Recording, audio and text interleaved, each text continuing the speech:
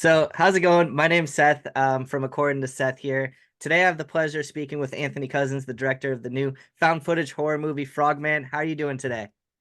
I'm doing good. Yeah. How are you? I'm doing good. I got a chance to watch it last night and I loved it. I thought it was really fun. Oh, thank you. I wanted to ask though, what made you decide on doing the story of Frogman? Like, how did you pick out this urban legend out of, say, some of the other ones? It's just such a weird one, man. I mean, uh, I'd like to say I probably have a Bigfoot movie in me, but there's a lot of them out there. There's a lot of great ones. And there's not a Frogman movie for some reason. Go figure. No one thought the 4 foot frog with a wand was had cinematic potential, but I think that's why I was drawn to it. Was like, let's try to do something that hasn't been done before. Let's try to do something new. Yeah. I guess you said you got a Bigfoot one in you. That was one of my questions later was what if is there another urban legend that you would want to tackle next or one that you're really interested in? For sure. I mean, when it comes to cryptids, if like sky was the limit budget wise, I think the Jersey Devil has sadly not had his day in the sun yet, is such a weird creature design and there's so much great art of him out there. Like, man, a Jersey Devil movie would be cool. The Last of Us or What We Do in the Shadows, that show has a Jersey Devil episode that's pretty hilarious. It's so good. Yeah, I think that's probably the best he's been done so far. But personally, on the level I'm working at right now, I really want to do the Fresno Nightcrawler, which, if you don't know, is essentially just a phantom pair of pants walking around in the woods. Which I think there's incredible footage of it on YouTube. If you look up Fresno Nightcrawler, it's really hilarious. I think it was debunked as soon as it hit the scene. Like, it looks very fake, but that hasn't stopped the cryptid community from completely embracing it because it's just such a fun urban legend. That's so awesome. And I honestly I hope you make either of those, especially the Jersey Devil one, because I agree it is long overdue for that. Yeah. Found footage is honestly like one of my favorite like subgenres within horror. I've been watching like a ton of it recently. What are some of the difficulties with making a found footage film versus say like just a normal picture? Oh man, where do I start? I've been at this for over a decade. And I think I'm okay at it. I have imposter syndrome all the time, but like what keeps me going is like I feel compelled to make a thing. I make the thing. I am afraid that it is garbage, and then people like it, and I go, okay, I'll try one more time then. And doing found footage, almost nothing that I've learned was helpful.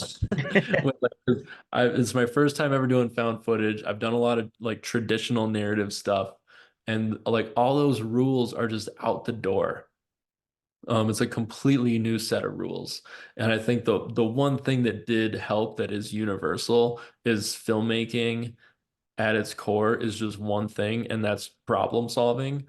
Like every single step of the way, there's just wrenches getting like thrown into your gears, and you just have to like instead of freaking out and trying to get it out of the gear, you just got to go like, okay, cool, that's there now. How do we get around it? Like how do we still make this happen? When you're writing on set, editing, every step of the way, that's a thing. And that was still true of found footage.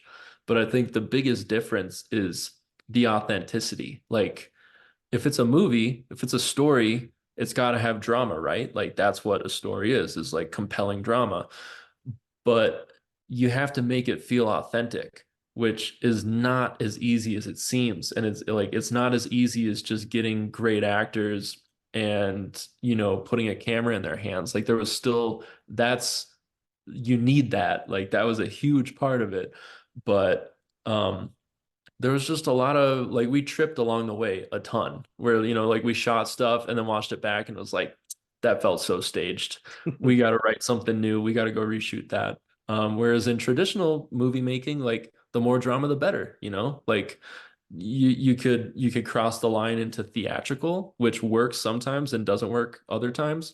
But when it comes to found footage, that's never going to work. You can't go theatrical.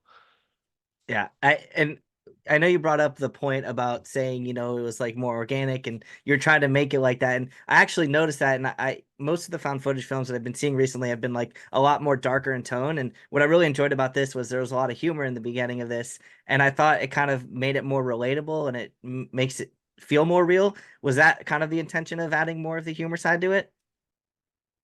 Yeah, for sure. I mean, it was always like we wrote it for those three actors. I've worked with all three of them and like their friends in real life, and so we really wrote that to be their voices. Um, Ironically, although I knew all of them and I've worked with all of them, they had never worked together Wow. as actors. Um, but they clicked almost immediately, and they're all three are so good that they just kept raising the stakes for each other, and they loved playing off each other, which I knew, like, even without them meeting, I was like, I know like I get along with all you guys, you're gonna get along, it's gonna be fine. Um, but yeah, that was always just part of the story, is like three friends getting back together potentially one last time to just like go do what they love, which is make a movie, right? Which is something I know very well. And I've done for over a decade with my co-writer John and Nate, who plays Dallas. Like we've made tons of stuff together, and sometimes it's just like four of us in an apartment, So like it just came like very naturally out of that. It's very personal for us. That's awesome. Well, I definitely could like see the naturalness of it all. Like everybody seemed like they had good chemistry, which was awesome. And going to the story here and like digging into it a little bit. Obviously the internet can be kind of like a rough and a mean place. And I saw, part of the story, it had kind of like Dallas being called out for like making a fake video of Frogman being a fraud. Was part of his like motivation to find Frogman due to that fact, like that he was called out? Or does he really want to find that like closure to find the creature since he was a kid? I think it's a perfect storm for him. Like he's like recently like broken up with this girl. He's living in his sister's guest room for going on like 2 years or something like that.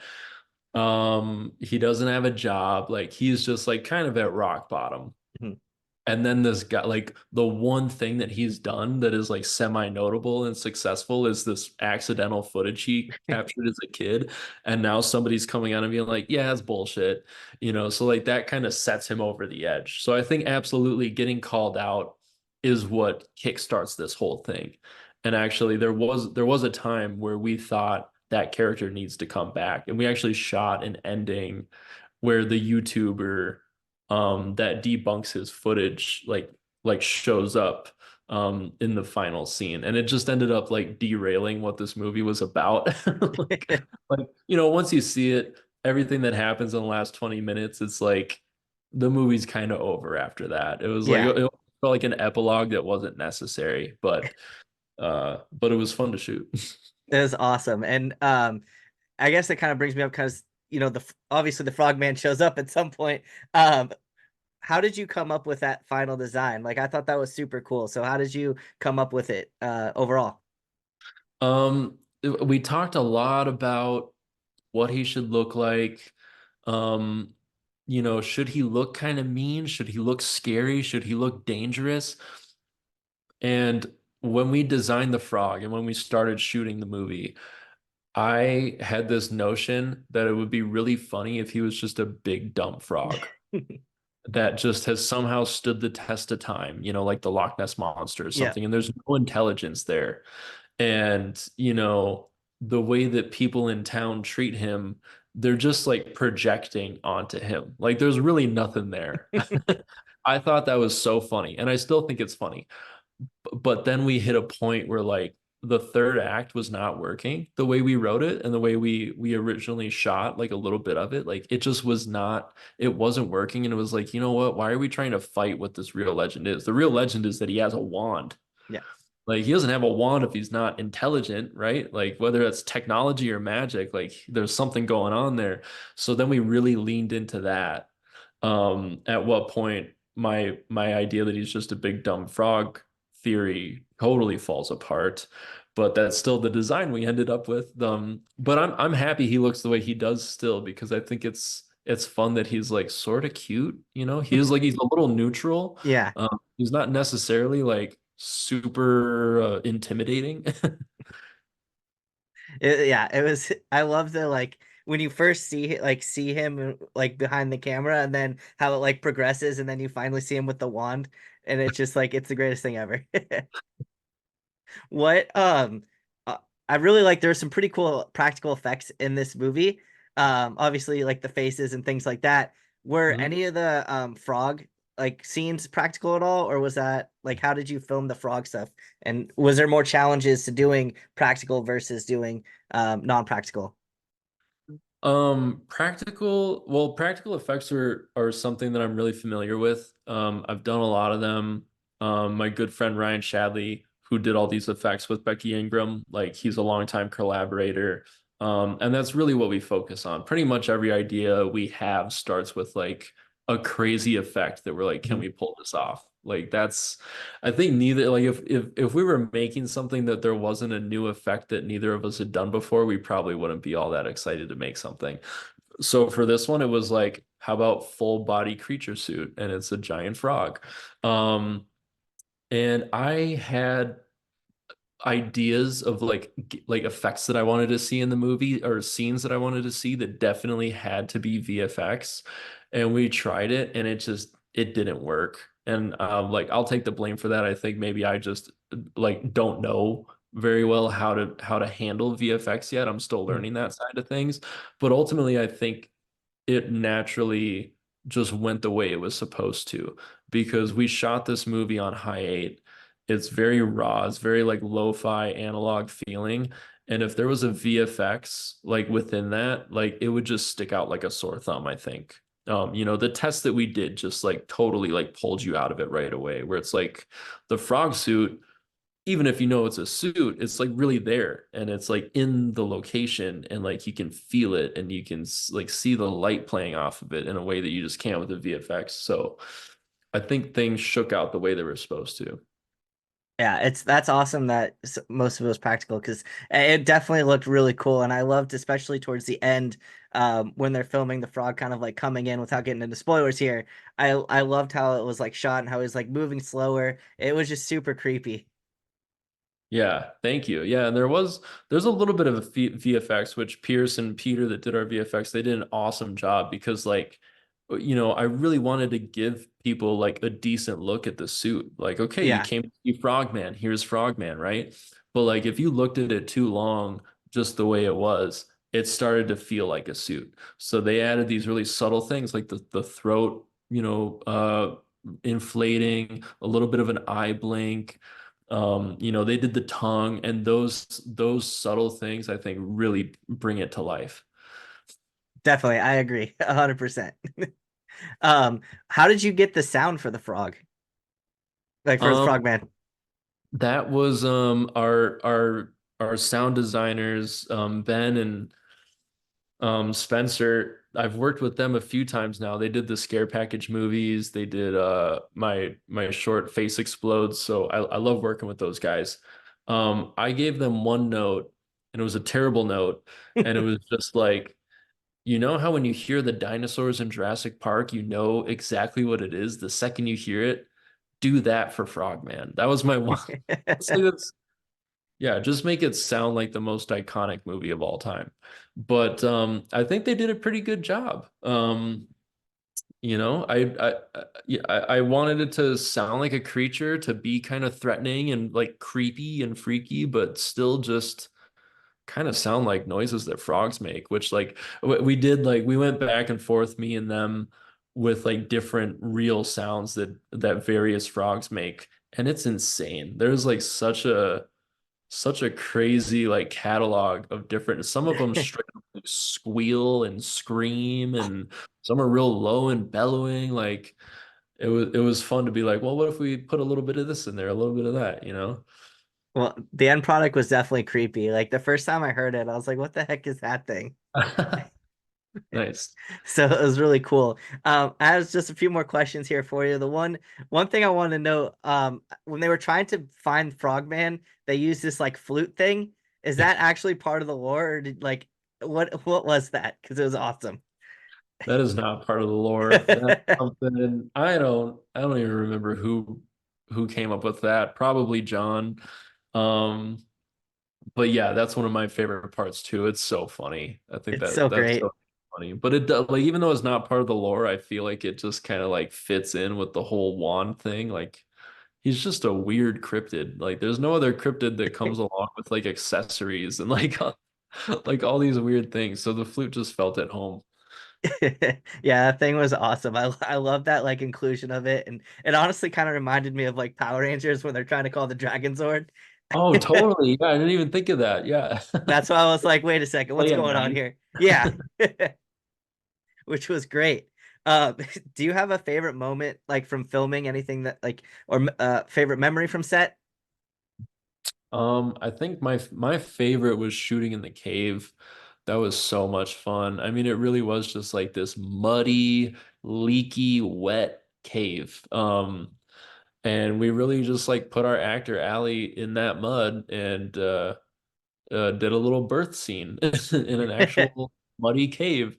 And she was incredible. She was like so down to just get messy and weird with it. That was so much fun. I mean, that's just like when you're trying to like get into this like the world of what you're creating, like that cave just did it for us. And it was just we didn't do anything to that place. We just walked in. Yeah, poor Allie. That scene was gross. Yeah.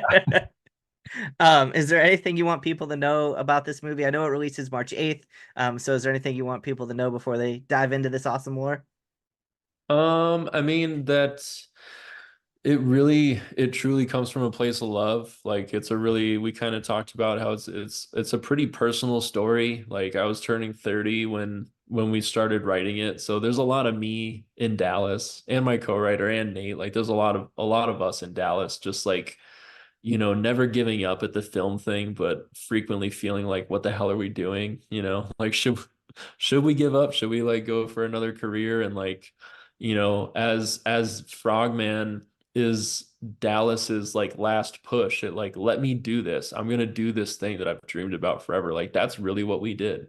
Like this movie is us finally being like, we're gonna make a feature like no matter what anybody says.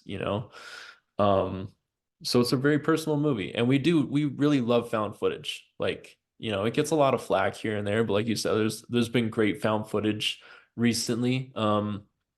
And it's just kind of inspired me that there is like a big fandom for it, which makes me happy because I'm a huge fan of it. So like it really came up from a place of like doing found footage justice.